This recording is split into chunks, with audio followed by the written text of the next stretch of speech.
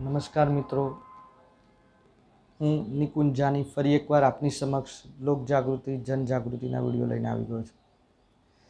એકને એક શબ્દ વારંવાર બોલવું એટલે બધાને થોડું કદાચ ફૂલિશ બી લાગતું હશે, પણ આજે આપણે એની ચર્ચા કરીશું કે હું જે આ વિડીયોઝ બનાવી રહ્યો છું એ વિડીયોઝમાં સંગઠિત સમાજની આપણે વાત કરીએ કે સંગઠિત સમાજ બહુ બધા ભેગા થાય છે ધર્મ અનુસાર, સ્વઅધ્યયન માટે, સ્વાધ્યાયના નિમિત્તે, પ્રાર્થના નિમિત્તે.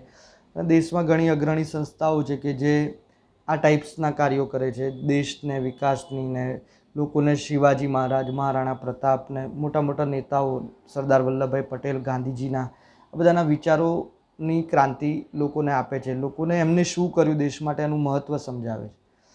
પણ આ બધી સંસ્થાઓ, આ બધું તો રીડિંગથી પણ મળી જશે, ગૂગલ પરથી પણ મળી જશે. આ સંસ્થાઓ ખરેખર શું કાર્ય કરે છે એ જ મને નથી સમજાતું. એ સંસ્થાની આપણે નામ નહીં દઈએ પણ સંસ્થાઓની વાત કરીએ તો એ સંસ્થાઓમાં એક વખત હું પણ ગયો હતો આ રીતે મારા વિચારોને રજૂ, એટલે મને એ લોકોએ બોલાવ્યો હતો ને વિચારની આપલે કરવા માટે હું ત્યાં ગયો હતો.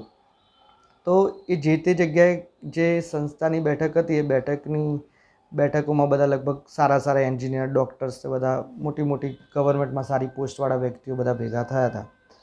એ સિસ્ટમની ચર્ચા થઈ અને એ જે તે સિટી હતું એ સિટીની એક નજીકમાં જ થોડું શું કહેવાય જુગારના અડ્ડા અને દારૂનું ને બધું ચાલતું હતું. એટલે મેં કીધું કે આપણે દેશનો વિકાસ અને જો સેવાની વાત કરીએ કે દેશની રક્ષા કરવાની વાત, તો એ એક જ માધ્યમ નથી કે આ વિચારો એક્શનેબલ મોડમાં આપણે આવવું જ પડશે. એમનું એવું કહેવું છે કે વિચારો કરીશું તો લોકો ધર્મ પરિવર્તન નહીં કરે. અરે ધર્મ પરિવર્તન તો લોકોને પૈસાના કારણે થાય છે, લોકોની જરૂરિયાતો પૂરી નથી થઈ રહી.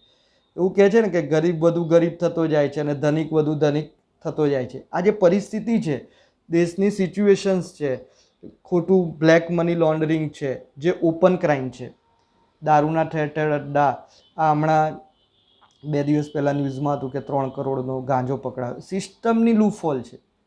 સિસ્ટમમાં આ બધું જે તે વ્યક્તિઓ જે કરાવે છે કે જેનાથી થાય છે એમને ખબર છે કે અહીંયા બધું જ પોસિબલ છે ઇન્ડિયામાં, અને એટલા માટે જ આ બધું થતું હશે ને. કોઈ બોલવાવાળું નથી, કોઈની જોડે સમય નથી, કોઈ અવાજ ઉઠાવવાવાળું નથી. આ બધી વસ્તુથી પરે કરવા માટે, આ બધી વસ્તુથી અલગ થવા માટે અને આ બધી વસ્તુને બંધ કરવા માટે મારી એક આ વિચાર ક્રાંતિ છે. અને આ વિચારને અનુરૂપ જ મેં સંગઠનમાં એવું કીધું કે એ બાજુમાં ચાલે છે તો આપણે નજીકમાં કલેક્ટરને કે જે તે ડિપાર્ટમેન્ટના વ્યક્તિને એક આપણા આવેદનપત્રક આપીએ અને કહીએ કે આ વસ્તુ બંધ કરાવો. તો એ લગભગ અમે 40-50 લોકો ભેગા થયા હતા. એમાંથી લગભગ 40 જણાએ ના પાડી દીધી કે આ આપણું કામ નથી, એ સિસ્ટમનું કામ છે ને એ કરશે. આપણું કામ છે વિચાર ક્રાંતિ લાવવાનું. એટલે વિચાર ક્રાંતિથી દેશ થોડો સુધરશે. એક્શનેબલ મોડમાં દરેકે આવવું જ પડશે. એક્શનેબલ મોડમાં આવશો, હા કદાચ હું તો એવું માનું છું કે એ વસ્તુ જો કરી હોત ને ત્યાં તો ખરેખર એ વસ્તુનું સોલ્યુશન આવી જાય, પણ કોઈને ઇનિશિયેટિવ લેવું નથી. અને આ જે કરપ્ટેડ સર્કલ છે, જે એનો એક ફિયર છે, એક બીક છે, એ બીકમાં એ સર્કલમાં કોઈને જવું જ નથી. આટલા મોટું સંગઠન, આટલી મોટી સંસ્થા, તમે જો ઘણા સંગઠન ગૌરક્ષાની વાત કરે, સરસ, ગાયોમાં 33 કરોડ દેવતા રહેલા છે. પછી ધર્મની વાતો કરીએ, પ્રાચીન મંદિરોના રક્ષણની વાત કરીએ, સંસ્કૃતિની વાત કરીએ, તો આ બધું જ ક્યારે ટકશે ખબર છે? જ્યારે હ્યુમન ટકશે, હ્યુમનના વિચારો ટકશે, માણસો ટકશે. માણસ ટકશે ને તો ધર્મ ટકશે, અને ધર્મ ટકશે તો દેશ ટકશે, અને દેશ ટકશે તો દેશનો વિકાસ થશે અને દેશમાં ક્રાંતિ બી આવશે. આ બધી સિચ્યુએશન્સને મોટી મોટી સંસ્થાઓ બની બી જાય છે અને પેપરમાં ટિપ્પણીને બધું કરતા બી હોય છે, પણ ખરેખર એની ઇફેક્ટ સમાજને, સમાજના કાર્યોમાં થાય છે કે નહીં એ આપણે જોવાની જરૂર છે. જો આ રીતે જ આપણે માનો કે એક ટોપિક જનરલ્સ અત્યારે ચાલે છે, લવ જેહાદ. જો હું કોમ્યુનિસ્ટ વાત નથી કરી રહ્યો, આ તો જસ્ટ મારો ઓપિનિયન છે જે હું કહું. પછી ગૌરક્ષા, સમાજ કલ્યાણ, આ બધા પોઈન્ટ્સ છે, ખરેખર બહુ ઉત્તમ વિચારો છે. પણ એ ઉત્તમ વિચારોથી જ થશે દેશને ખરેખર નાની નાની વસ્તુથી બચાવવાની જરૂર છે. આ યંગસ્ટર્સ તમે જુઓ, લેબર, આજે બી સમાજમાં શું કહેવાય, બાળ લેબર એટલે બાળ મજૂરો મળી રહ્યા છે. સમાજમાં બાળ મજૂરી ચાલે છે. આજે બી સમાજમાં દારૂ વેચાય છે, ગાંજો વેચાય છે, નાના નાના છોકરાઓ બીડી, તમાકુ અને અલગ અલગ વ્યસનો કરતા હોય છે.